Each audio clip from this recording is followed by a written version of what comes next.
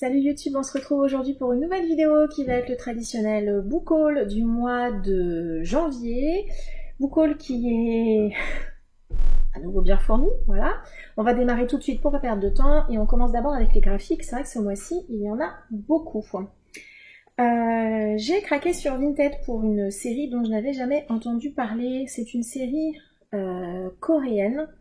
Apparemment, et c'est la série My Way de JD, c'est publié chez Xiaopan. Je pense que c'est une maison d'édition qui n'édite plus, donc je pense que malheureusement c'est un titre qu'on ne peut plus acheter neuf, on ne peut plus le trouver d'occasion. Donc ça c'est le tome 1, là c'est le tome 2, Time Ocean, et le tome 3, Blue Cookie. Alors je dois bien avouer que je n'avais jamais entendu parler de cette série avant, mais que j'ai craqué sur les graphismes. Alors là, ça passe ou ça casse, hein, voilà, parce que soit vous adhérez, soit vous n'adhérez pas du tout. Sachant qu'en plus, ça a l'air d'être des petites nouvelles oniriques. C'est vrai que c'est pas forcément ce que j'aime le plus, mais je sais pas. L'univers graphique m'a vraiment tapé dans l'œil. Donc on verra, si ça me plaît pas, au pire je m'en débarrasserai, mais voilà, donc une petite série. Si j'ai bien vu également, malheureusement elle n'a pas été publiée en intégralité en France, mais dans la mesure où ce sont des nouvelles, je pense que ça ne sera pas très très gênant. Donc voilà, où est-ce que je vais poser ça? Hop, ici, c'est parti. Ensuite, avec la fin d'année, j'ai également terminé deux séries, enfin terminé, oui, pour une d'entre elles, j'ai pris le tome 2 de la duologie Shirley de Kaoru Mori, c'est publié chez Kiun. C'est l'autrice qui fait Arte. Je n'ai jamais encore commencé Arte, bien que c'est une série qui m'intéresse. J'attends de savoir si un jour elle aura une fin ou pas. Cette série-là, a priori, est une duologie, mais bon, on n'est pas à l'abri que l'autrice fasse un troisième tome, pourquoi pas. C'est l'histoire, comme on le voit un peu sur la couverture, c'est l'histoire d'une dame de maison. Voilà, donc je pense qu'on est à nouveau dans des petites chroniques de vie, donc j'espère que ça va me plaire. En tout cas, le graphisme, comme toujours avec cette autrice, est sublime. Et complètement autre chose, j'ai terminé une série, il me manquait ce tome 6, donc c'est le tome 6 de la série Defco de Atsushi Kaneko, c'est publié chez Casterman. Donc là, on n'est pas du tout dans le même délire hein, que Shirley, quelque chose qui a l'air d'avoir l'air très français, assez mignon. Là, on suit un personnage qui a l'air d'être la mort, en fait, hein, qui fait un peu des choses horribles et affreuses. Je vais essayer de prendre une page raisonnable pour vous montrer le dessin. Ça va être compliqué. Voilà, on va prendre celle-là, qui est la plus soft que j'ai trouvée. Voilà. Donc ça, c'est une série dont j'avais entendu beaucoup de bien. Elle est toujours éditée, si ça vous intéresse. Si vous aimez le glauque, le noir, n'hésitez pas, je crois. Ensuite, mon mari a encore frappé. Il m'a trouvé une série qui était dans ma wishlist. Il m'a trouvé l'intégrale de la série Green Blood. Alors, c'est de Masami Kakizaki. C'est publié chez Kiun également. Donc, c'est une série en 5 tomes. Voici le tome 1, le tome 2, le tome 3... le 4, j'aime beaucoup cette couverture, et le tome 5. Sur ce tome 5, on voit effectivement que c'est du même auteur que la série Rainbow. Rainbow, c'est une série que j'aimerais faire. J'ai le premier tome qui était sorti dans les éditions triple volume, donc voilà. J'avoue que Rainbow est une série qui me fait un peu peur. Je me dis que découvrir l'auteur peut-être avec Green Blood sera peut-être plus raisonnable. Pour le résumé, j'avoue que je m'en suis pas trop penchée dessus puisque c'était l'auteur qui m'intéressait davantage.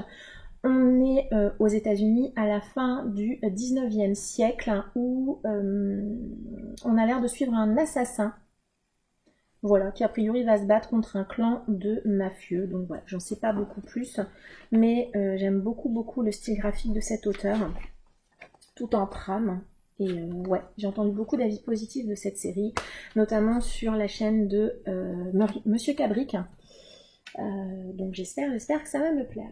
Une autre série que je me suis prise sur Vinted, alors il me manque le tome 1, j'avais commandé le tome 1 mais la personne a annulé ma vente, mais c'est pas grave, je le retrouverai bien à un autre moment. J'avoue que j'ai trouvé quelqu'un qui vendait les 4 tomes de Sensu, c'est publié également chez Casterman, c'est de Daisuke Imai. Ici on est plutôt dans on nous met un thriller glaçant en 5 volumes. Voilà. J'avais entendu plutôt des avis positifs. Alors je trouve qu'au niveau du dessin, on est un peu dans le genre Inyo Asano, pour ceux qui connaissent. Quelque chose d'un petit peu épuré, avec des personnages au visage assez réaliste. Donc le tome 2, est-ce que je les ai mélangés? Non. Le tome 3, le 4 et le 5. Donc voilà, je pense que je vais me procurer du coup le tome 1 très prochainement. Vous risquez de le voir probablement dans les mois à venir. Ensuite, on va passer aux suites de séries. J'ai poursuivi Sailor Moon, le tome 2, l'Eternal édition, c'est de Naoko Takeuchi et c'est publié chez Pika. Cette édition est toujours en hardback absolument sublime. J'ai fortement galéré pour trouver ce tome 2. Je désespérais, j'avoue, de le trouver quelque part. J'ai fait plusieurs librairies et ou centres culturels pour le trouver. Voilà, donc on suit les aventures de Sailor Moon. Voilà. Ensuite, une autre suite de séries, j'ai vu, donc il s'agit du tome 12 de Hikaru no Go, c'est de Yumi-Ota et Takeshi Obata, c'est publié chez Delcourt Tonkam. Vous allez voir le mois prochain aussi d'autres tomes de cette série. J'ai vu ce tome 12 était quasi impossible à trouver et je pense qu'il y a dû avoir un petit réassort ou une réédition ou réimpression plutôt de certains tomes puisque ce tome 12 j'ai réussi à me procurer. Je suis un peu déçue parce que j'avais aussi attrapé le tome 11 qui est encore plus difficile à trouver que celui-ci, mais ma commande a été annulée, donc j'étais un petit peu déçue, mais bon c'est pas grave, je ne désespère pas de compléter cette série qui parle, comme son nom l'indique, de Go, en mode shonen, donc en mode combat, voilà. Je trouve que ce dessin représente bien l'ambiance générale de la série, une espèce de tension qu'on a dans les parties de Go, même quand on n'y connaît absolument rien. Donc voilà, je poursuis cette série avec le tome 12 et le mois prochain vous allez voir d'autres tomes puisque je m'en suis procuré d'autres. Je me suis également procuré 2 tomes de la série Chobits, le tome 4 de Clamp publié chez Pika et le dernier tome paru, le tome 5. Ce tome 4 était paru en décembre et je n'avais pas réussi à le trouver. Du coup en janvier, les 2 tomes étaient réapparus dans mes différentes librairies. Je ne les ouvre pas jusqu'à ce que je les lise puisque y a des petites cartes à l'intérieur, cartes marque-page, je ne sais plus trop, donc du coup je les laisse sous plastique. Une autre suite de séries, là on est plutôt dans du pavé, je me suis pris le tome 3 de la réédition de 20th Century Boys de Naoki Urasawa, c'est chez Panini Manga. Je suis pas très fan de ces nouvelles couverture, mais bon, le contenu vaut amplement la couverture que je trouve malheureusement pas très réussie. Et j'ai pris également le tome 5 qui vient de sortir, toujours de Naoki Urasawa. Voilà, je suis ravie de me procurer cette réédition. Je n'avais pas ce titre dans ma bibliothèque. Il y a des petits marque-pages également à l'intérieur. Donc je suis vraiment ravie que Panini ait fait cette réédition et je les prends au fur et à mesure, histoire de ne pas avoir trop de retard. Et ce mois-ci, j'ai également pris 3 titres bande dessinée comics.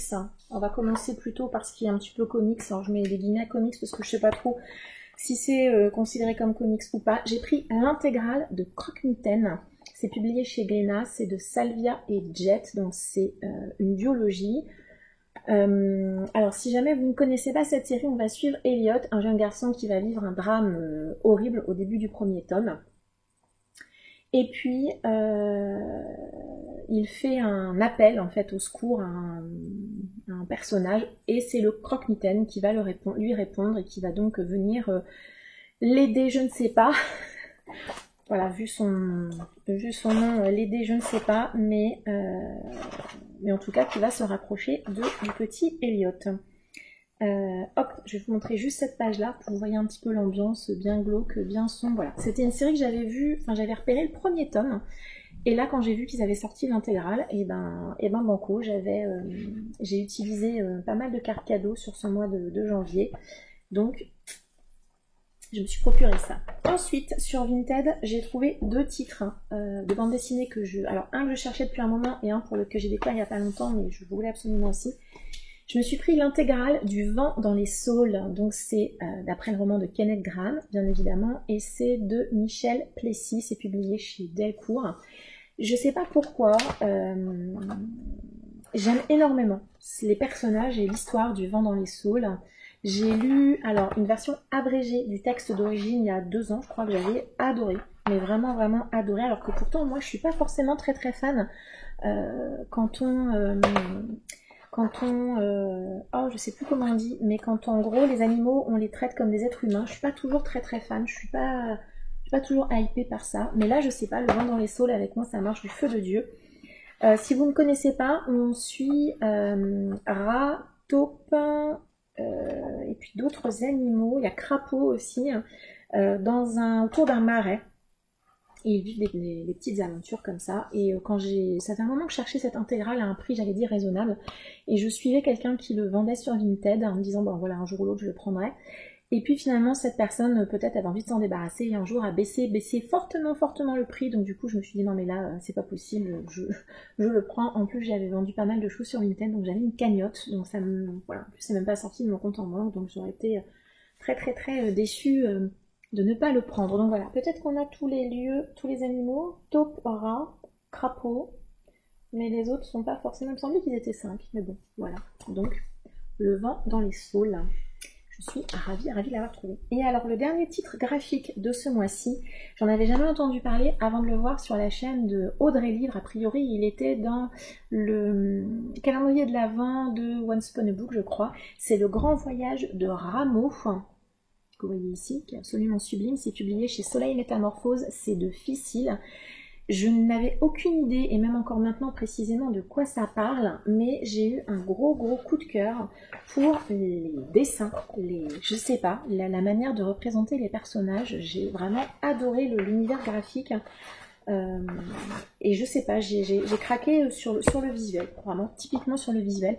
Ça a l'air d'être une aventure. On va suivre un personnage qui s'appelle Rameau, un personnage qui doit partir pour Londres, alors que ces petites créatures n'ont jamais quitté leur bois. Voilà, donc je sais pas trop pourquoi, mais je sais pas, j'ai craqué sur le dessin.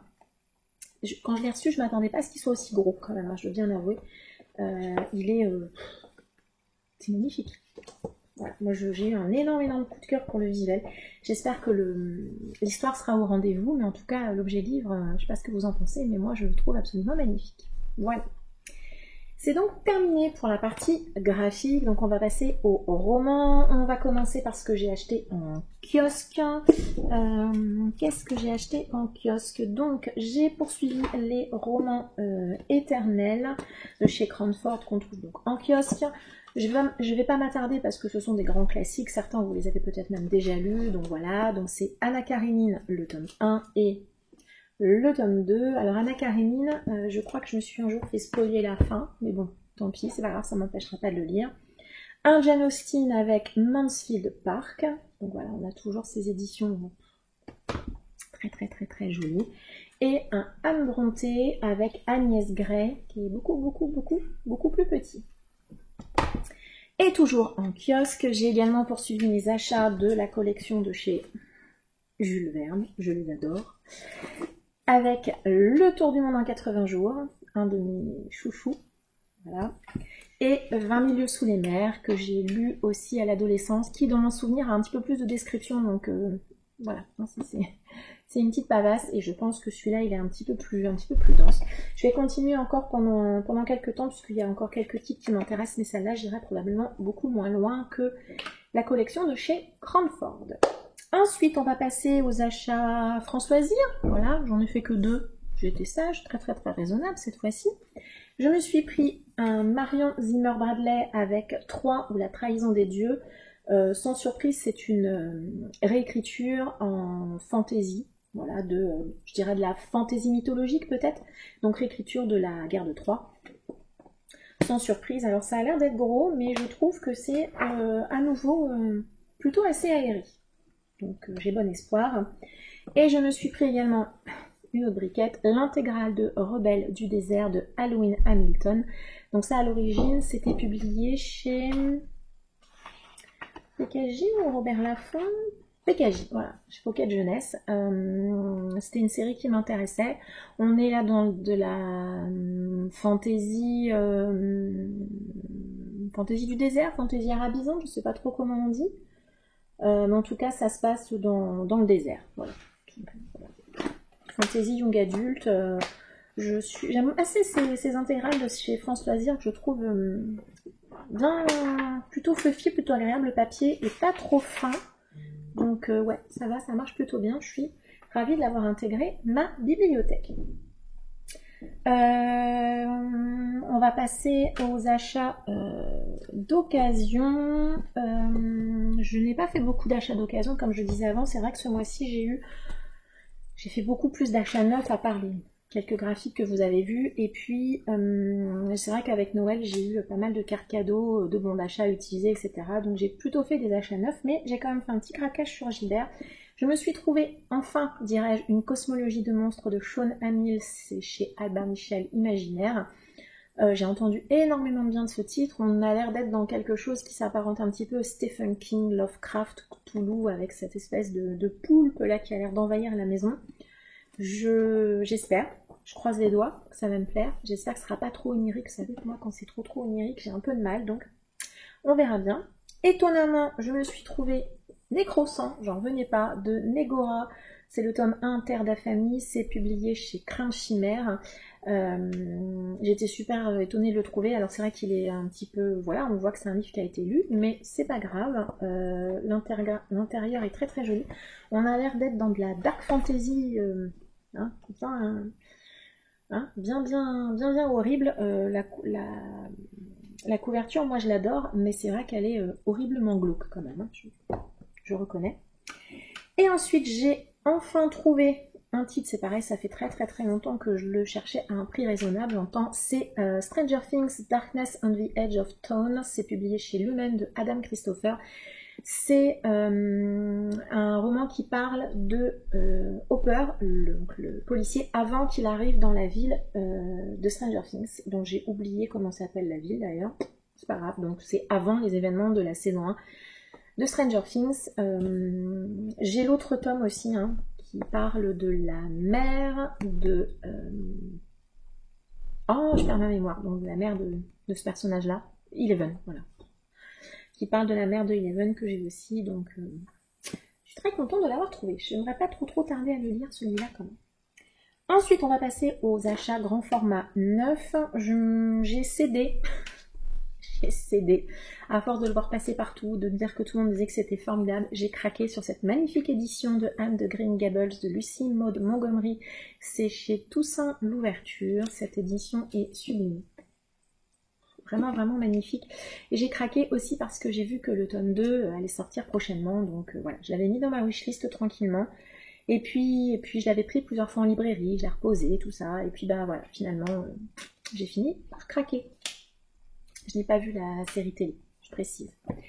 Et ensuite, j'ai fait... Est-ce que je peux dire que j'ai fait mon mouton? Je ne sais pas. J'ai trouvé l'édition à 9,90 de Kéléana, le tome 1 de Sarah Ginas, donc c'est l'assassineuse. Moi, j'ai beaucoup aimé Akotard, Un palais d'épines et de roses. C'est publié, c'est la Martinière Fiction. Donc quand j'ai vu qu'ils allaient les rééditer, au début, j'ai hésité à les prendre. Et puis après, quand j'ai entendu qu'il y avait cette histoire de retraduction partielle ou totale, je sais pas trop, ça a clairement fait pencher la balance. En plus 9,99, voilà, comment refuser. Par contre, c'est vrai que chez la Martinière, il faut reconnaître que le papier n'est pas très épais et que ça arrive souvent qu'on on voit un peu à travers. Alors moi, ça ne me gêne pas, mais je sais qu'il y a des gens qui sont très sensibles au niveau des yeux et chez qui ce genre de choses, ça peut être très gênant. Donc là, on est dans de la fantaisie avec un personnage féminin badass, apparemment en tout cas, on me le vend comme ça. Les autres achats grand format neuf, c'est un méga craquage en fait que j'avais fait en décembre, fin novembre, début décembre, je sais plus. Les maisons d'édition Plume Blanche avaient proposé des espèces de bons d'achat chez eux, voilà. Et j'avais craqué, j'avais pris un gros bon d'achat. Et ben en janvier, j'ai craqué, je l'ai utilisé. J'avais dit que je le garderais un petit peu, mais finalement, je me suis dit allez, banco, j'y vais maintenant, j'ai envie, je les prends. Je me suis pris, donc j'ai terminé principalement des séries pour lesquelles j'avais les tomes 1, j'ai pris les tomes 2 et le tome 3 des autres de Sandra Moyon. Au niveau des résumés, je sais pas trop, on a l'air d'avoir des espèces de créatures qui ont l'air d'être parquées, en tout cas au début du tome 1. J'en sais pas plus, mais j'ai pas forcément envie non plus d'en savoir de trop. Ensuite, je me suis pris Ombre de Angel Arekin, donc c'est toujours chez Plume Blanche, ici on est dans de la dark fantasy. Ça m'a suffi, une très très jolie couverture. Chez Plume Blanche toujours, on a un très très joli travail éditorial avec des espèces de taches de sang d'encre, on ne sait pas trop en bas de chaque page. C'est un one shot, c'est de la dark fantasy. Moi, il m'en a pas fallu plus pour être intéressée. Je me suis pris également le tome 2 de Outretemps de Elisa M. Poggio. J'avoue que là, le résumé du tome 1 est assez mystérieux. Je ne sais pas trop si ça va être de voyage dans le temps ou autre. Je sais pas trop, mais le côté mystérieux m'intéressait bien. J'ai le tome 1. Maintenant, j'ai la duologie en totalité. J'ai également terminé la trilogie de Ray Shepard, le tome 3 Halali de Morgan Rugraff. Je ne me rappelle plus trop non plus de quoi ça parle, c'est le leitmotiv. On a l'air d'être également dans de la fantasy. Alors, est-ce que c'est de la fantasy young adulte ou adulte? Je sais pas trop. On a à nouveau de très très très jolis dessins. Donc le tome 3 rejoint Ma pile à lire et ses petits copains. Une série, non pas du tout, un one shot qui était dans ma wishlist depuis super longtemps. C'est Identité de C. Cizel. Et celui-ci, je l'ai mis dans ma wishlist il y a tellement longtemps que je ne me rappelle plus trop. Dans le résumé, on a l'air de nous parler de territoire qui est divisé entre différents gangs qui tiennent les rues de la ville. A priori, on va suivre un personnage qui s'appelle Lia et on nous dit que pour survivre dans ce monde, elle va devoir s'adapter. J'en sais pas plus. J'avoue que c'est dans ma wishlist depuis tellement longtemps que je pense que quand j'en avais entendu parler, ça m'avait branché. C'est un one shot, une espèce de code barre. Ça a l'air sympathique comme tout. Et alors le dernier titre, j'ai hésité à le prendre, il était dans ma wishlist, je l'ai vu dans les 25 finalistes du PLIB peut-être, ou en tout cas dans la première sélection du PLIB.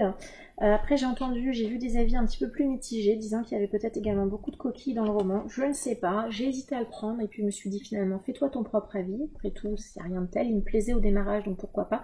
C'est Les Noces mécaniques de Marie Kneb, je sais pas trop, du steampunk, voilà, qui est un très très joli personnage sur l'arrière, avec un joli effet, enfin, vraiment.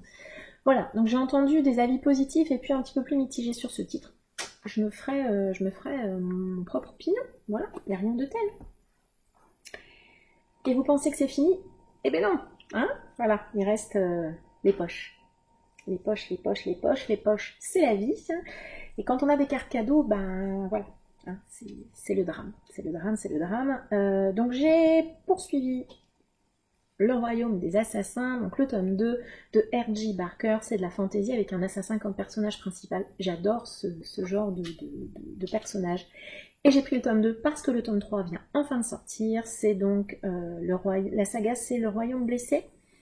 Le roi des assassins, le dernier tome, vous voyez, je l'ai même encore laissé sous son petit blister de protection. Ensuite, je me suis pris, alors là c'est vrai que c'est un achat vintage, je disais que j'en avais fait peu, c'est vrai. C'est une série que je voulais, j'ai acheté déjà une ou deux fois sur Vinted et à chaque fois je me suis fait bâcher, la vente a été annulée. C'est L'échiquier du mal de Dan Simmons, le tome 1 et le tome 2, voilà. Alors je voulais absolument cette édition, pourquoi ? Voilà, parce que les deux couvertures se répondent comme ça. J'aime énormément la charte graphique de Folio SF, hein, si jamais vous ne le saviez pas encore. Ici, pourquoi cette série m'intéressait particulièrement? On me parle de vampires psychiques. Voilà, alors j'avoue que je n'en sais pas beaucoup plus, mais l'idée me plaisait énormément. Et quand j'ai vu du coup une personne qui vendait les deux, et ben j'ai craqué. J'ai craqué. Je suis pour rien si les gens ils vendent des trucs que je cherche. Et donc dans ma commande de Gibert avec les 3 romans que je vous ai montrés juste avant en grand format, j'ai également pris Arca de Romain Benassaya, c'est publié chez Pocket. Je pense que c'est de la SF déjà, ça a l'air d'être un petit peu un genre de space opéra. C'est l'auteur également qui a écrit Pyramide, que j'avais beaucoup aimé, que j'ai lu cette année. Et quand j'avais mis ce titre dans ma wishlist suite à ma lecture de Pyramide, et quand j'ai vu que là il était chez Gibert à petit prix, et je l'ai pris. Voilà, je suis très contente qu'il intègre ma pile à lire.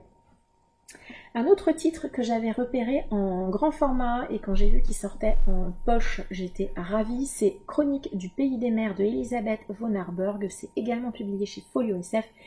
Ici, on est dans un univers de science-fiction dans lequel on imagine que les hommes ont quasiment disparu de la Terre et que le pays des mers a réussi malgré tout à continuer à croître en ayant recours à l'insémination artificielle. Et on nous dit que Chronique du pays des mers nous propose une réflexion sur ce que pourrait être un monde blessé, entretenu et réparé par les femmes. Donc un titre féministe, je ne sais pas, mais en tout cas où les femmes vont avoir une importance très très importante, une place très très importante, c'est quand même plus français. Donc ouais, quand j'ai vu qu'il sortait en poche, alors je crois que le grand format est chez Mnemos. Ouais, c'est ça, le grand format est dispo chez Mnemos si jamais ça vous intéresse. C'est quand même une petite briquette et il n'y a pas tant de dialogue que ça. Hein. Donc celui-là, il ne va pas sortir tout de suite. Alors, je vous le dis tout de suite. Si jamais vous ne le savez pas, ce mois-ci, là pendant la durée des soldes, c'était les fameux 2 achetés, 1 offert. Il n'y a pas toujours des titres qui m'intéressent, mais celui-là j'étais très contente de le voir. C'est Phare 23 de Hugh Howey. Je n'ai jamais lu Hugh Howey, il est connu principalement pour la trilogie Silo, en tout cas moi je le connais surtout pour ça. Là on est aussi de la science-fiction, je ne sais pas trop de quoi ça parle. Je l'ai pris parce que c'était Hugh Howey, qu'il était tout petit, et je me dis ça peut être pas mal pour découvrir l'auteur, avant pourquoi pas de se lancer dans sa trilogie Silo. Sait-on jamais. Hop, toujours dans les suites et fins de série, je me suis pris le 2e tome de la série de Anne Bishop, Joyau Noir, qui est donc Héritière des Ombres, et le tome 3 qui est Reine des Ténèbres. La trilogie est donc en intégralité dans Pile à lire. Je suis absolument pas fan de ces couvertures, mais vraiment pas du tout. Je pense même qu'elle dessert un petit peu la série, puisqu'on a un peu l'impression que c'est de l'urban fantasy, et apparemment pas du tout. On est plutôt dans de la fantasy, voire dark fantasy. Mais je suis malgré tout très contente de la voir en intégralité. Toujours suite et fin de série, je me suis pris le tome 2 donc de Blackout. Alors, je sais pas, le tome 1 c'est Blackout, le tome 2 c'est All Clear, c'est de Connie Willis. Là on va y parler voyage dans le temps. Hein, il y a un lexique à la fin. 894 pages.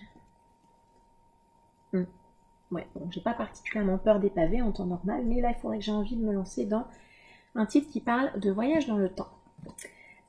Ensuite, je me suis pris Chai de Jack Vance chez J'ai lu. Alors c'est l'intégrale. J'avais déjà ce titre, mais dans une vieille édition. Et quand j'avais fait mon unhaul en décembre, je crois que c'était, j'avais hésité à m'en débarrasser également parce que l'édition que j'ai, elle est vraiment pas en très bon état. Et du coup, quand j'ai vu celle-là dispo, j'ai trouvé sur Vinted, pareil, à un petit prix. Franchement, elle est comme neuve. Je suis même pas sûre que ça ait été lu. Je me suis dit, allez, tant pis, je me débarrasse de ma vieille édition tout abîmée et puis je prends celle-là qui est effectivement plus récente, plus agréable et pas abîmée du tout. Voilà. Il y a 4 tomes à l'intérieur, je crois. Voilà, il y a 4 tomes. Alors, le Chash, le Wank, le Dirdir et le Pnum. Voilà, c'est les 4 tomes qui constituent le cycle de Chai, que moi je considère comme un classique de la science-fiction et que j'aimerais bien lire et découvrir en même temps comme 100% des titres qui sont là. J'ai également pris, parce que le tome 3 vient de sortir en poche, Nous sommes Légion de Denis E. Taylor. C'est... alors la série, est-ce que c'est Nous sommes Bob ou Nous sommes Légion? Non, je crois que la série c'est Nous sommes Bob et le tome 1 c'est Nous sommes Légion. Le tome 2 était déjà dispo en poche, le tome 3 aussi. Ici on est dans un univers de science-fiction comme vous pouvez le voir, où on a une intelligence artificielle a priori qui s'appelle Bob et qui va se propager, si j'ai bien compris, dans différents organismes ou structures au travers du monde. Voilà, donc on verra bien. J'ai entendu plutôt des avis positifs de la chaîne Chai Latte, qui a lu je ne sais pas si elle a lu la trilogie, au moins celui-là, je suis certaine, et elle avait beaucoup aimé. Toujours fin de série, je me suis pris Rosen de Laetitia Danaé, c'est publié chez J'ai lu. Vous avez cette version-là qui est très jolie chez J'ai lu. Vous avez également le grand format dispo chez Plume Blanche. Pareil, j'ai entendu plutôt des avis positifs. J'avais le tome 1, c'est de la fantaisie, j'arrive pas à trouver le mot, hein, c'est fou, c'est fantaisie orientale, ça y est, je l'ai. C'est plutôt de la fantaisie orientale, donc voilà. Sur Vinted, j'ai trouvé ce titre, Réplique. Alors, c'est un tout petit roman de Marie-Christine Collard. C'est publié chez Noir au Blanc. C'est une maison d'édition que je ne connais pas du tout. Alors, pourquoi ce titre? Ici, comme vous voyez, vous le devinez peut-être à la couverture, c'est un roman qui va se passer au Japon. C'est pour ça que je l'ai pris, bien évidemment. Alors, si je me rappelle bien, on va voyager entre 1995 et 2011 où on va suivre un personnage qui s'appelle Vincent, qui est enseignant au lycée français de Tokyo et qui va se rappeler une histoire, voilà, qu'il a eu, en tout cas un lien qu'il a eu avec Nina, une élève surdouée qui va pulvériser sa vie avec la violence d'une explosion nucléaire. Voilà, on verra bien. On nous met que c'est construit intelligemment autour des grands drames qui ont bouleversé le Japon depuis plus de 20 ans. Voilà. Je ne me rappelle plus du tout comment il avait atterri dans ma wishlist, mais comme il se passe au Japon, je pense que ça avait dû me suffire. À nouveau, un titre gratuit suite à mes achats de poche. J'étais ravie qu'il soit dans les gratuits. C'est Frank Buis, c'est Plateau, c'est publié au livre de poche. Moi, j'avais lu Glaise de Frank Buis que j'avais adoré, mais vraiment, vraiment adoré. Donc Plateau est maintenant dans ma palle. Je sais pas du tout de quoi ça parle. Je l'ai pris vraiment clairement pour l'auteur. Voilà, c'est la... comment dire? C'est à mon sens du policier rural, si je me rappelle bien. Un grand classique de la littérature vampirique que je n'ai jamais lu, c'est Âme perdue de Poppy Z. Bright. C'est publié chez Folio SF. Je l'ai pris parce que j'en ai entendu des échos positifs. Par contre, de mémoire, je crois que c'est à réserver pour public averti, voire très averti, puisque c'est très particulier. Voilà, très particulier, c'est peut-être même gore et autres, peut-être même malaisant, je ne sais pas. Mais moi, j'avais envie de le découvrir, donc je l'ai trouvé Vinted. Ce titre-là, j'étais tellement contente de le trouver aussi, je crois. Enfin, je crois pas, je l'ai eu chez Gibert dans ma commande. C'est Haute École de Sylvie Denis, c'est publié chez Latin Poche.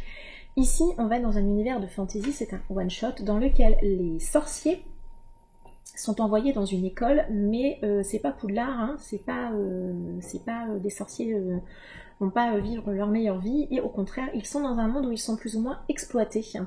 Et j'avoue que cette idée-là me plaisait beaucoup. J'ai entendu beaucoup d'avis positifs de ce titre, Haute École de Sylvie Denis. Ou les maîtres. C'est pas fini. Un autre titre japonais, c'est Le loup d'Hiroshima de Yuko Yuzuki, c'est publié chez Folio Policier. On est donc là dans un polar qui se déroule au Japon sur fond de triade et de yakuza. Voilà, je l'ai pris principalement pour ça, et puis parce que c'est un auteur japonais qui ça se déroule au Japon. Voilà, est-ce que j'avais besoin d'autre chose? Non. Bon. On a presque fini. Un autre, Rêve de Fèvre de George R.R. Martin, publié chez J'ai lu. Alors celui-là, au démarrage, je l'avais mis je l'avais listé dans les sorties du mois. Je l'avais mis dans ma wishlist, mais je m'étais dit non, je ne le prendrai pas maintenant. Plus tard, je me dis je le trouverai bien tôt ou tard en occasion. Jusqu'à ce que je vois et que je lise plus attentivement le résumé et que j'entende vraiment de quoi va parler ce roman. Je ne vais pas vous le dire parce que si vous voulez vous garder la surprise, je préfère vous laisser. Mais moi, quand j'ai vu de quoi ça allait parler, je me suis dit, je le prends direct. Alors par contre, je l'ai feuilleté et à nouveau, voilà, hein, ça va être danse également. J'espère que ça sera assez fluide malgré tout et que ça me captivera. J'ai toujours terminé mes suites de séries et j'ai donc pris la suite du livre des anciens de Mark Lawrence, le tome 2, Sœur Grise, et le tome 3, Sœur Sainte. Voilà, j'ai la trilogie, tôt ou tard je la sortirai. On est dans de la fantasy pour adultes, voilà. Je me suis également trouvé un titre que je ne vais pas lire maintenant et que je garderai sûrement pour l'année prochaine, octobre de l'année prochaine. C'est Le songe d'une nuit d'octobre de Roger Zelazny. Je ne sais pas trop de quoi ça parle. On a l'air d'être En octobre, on me dit que dans 31 jours, le portail s'ouvrira et les grands anciens, donc ça c'est bien, ça me fait un petit rappel à Cthulhu, déferleront sur le monde. Sherlock Holmes, Rasputin, Frankenstein, ils seront tous là. Feront-ils partie des ouvreurs avides de pouvoir ou seront-ils des fermeurs qui s'opposeront aux horreurs indicibles? Le jeu va commencer. Quel sera votre camp? C'est quand même hyper intriguant. Les chapitres démarrent du 1er octobre, je crois. Ouais, c'est ça. Ça va du 1er octobre jusqu'à fin octobre. Ça a l'air d'être ça. Donc, ça a l'air d'être un espèce de décompte. Donc, sympa, mais pas maintenant. Toujours fin de série. Wild, le tome 2 de Nicholas Eames, Rose de sang. Honnêtement, aucune idée de quoi ça parle. J'ai entendu beaucoup de bien du tome 1. Moi, le tome 1 m'attirait beaucoup, donc il y a le tome 2, je le prends. Voilà, je le prends, car cadeau, tout ça, enfin, vous connaissez. Et le dernier poche est un poche que j'ai eu chez Easy Cash, et c'est littérature asiatique, avec La pierre et le sable de Eiji Yoshikawa. Alors, j'ai regardé après l'avoir pris. A priori, je pense que c'est un classique de la littérature japonaise. Ça se passe au XVIIe siècle et on va suivre un jeune homme qui n'aspire qu'à se battre. Ça a l'air d'être un petit peu samouraï, un petit peu sabre, etc. Donc voilà, moi je dois bien avouer que m'en a pas fallu beaucoup plus. Auteur japonais, classique. Il est parti avec moi. Et les deux derniers titres de ce book haul, parce que oui, ça y est, c'est terminé. Presque. C'est des financements participatifs que j'ai reçus dans le courant du mois de janvier. Donc j'avais participé à 2 titres que j'ai reçus. Donc j'ai d'abord reçu Le baptême de sang de Cécile Khalifa. Donc voilà, ici on est dans une histoire de vampire à Constantinople au Xe siècle. J'ai eu une très jolie illustration qui reprend la couverture, mais sans les larmes, on va dire larmes de sang. Et puis un petit sticker qui reprend également la couverture. L'ouvrage est dédicacé. Il n'a rien de particulier, mais il est plutôt aéré. Donc c'est du vampire, mais j'espère que ça va me plaire. Et un dernier titre qui est absolument magnifique, c'est Masques et monstres de R11 d'or. Donc c'est un sublime livre en hardback, il est vraiment magnifique. Il est dédicacé et j'ai reçu une très jolie illustration. On dirait un couvre-chef Maya, un K, quelque chose comme ça.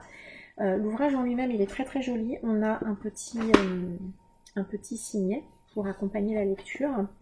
On a des petites séparations. Séparation comme ça, et puis les pages ont des petits dessins à côté, et puis on a des illustrations parfois qui accompagnent le titre, et puis à la fin on a un petit bestiaire illustré qui je pense doit avoir un lien avec l'histoire. Je vais en prendre un au hasard. Voilà, celui-là, le dragon orchidée. Voilà, vraiment un très joli objet que je suis ravie d'avoir dans ma bibliothèque. Vraiment ravie. Je ne le lirai pas tout de suite puisque le tome 2 n'est pas annoncé maintenant de toute façon. Mais si elle refait un participatif pour autre chose, je pense que j'en serai. Je trouve vraiment que ce livre est de très belle facture, de très belle qualité. Et bien voilà, ça y est, c'est terminé. On a enfin terminé ce beau book haul du mois de janvier. J'ai quasi épuisé mes cartes cadeaux, donc je pense que le mois de février sera un peu plus calme, en tout cas je l'espère. N'hésitez pas à me dire si parmi tous ces titres, nous en avons certains en commun et pourquoi pas me proposer une lecture commune. Également s'il y a un titre en particulier qui est dans cette pile à lire, dans cette pile à lire pas du tout, dans ce book haul que vous avez lu et vous vous dites il faut absolument que tu le lises, n'hésitez pas à me le mettre en commentaire, je le sortirai plus rapidement. Voilà, j'espère en tout cas que vous avez passé un agréable moment en ma compagnie, que vous avez découvert quelques titres et je vous dis à bientôt. Au revoir.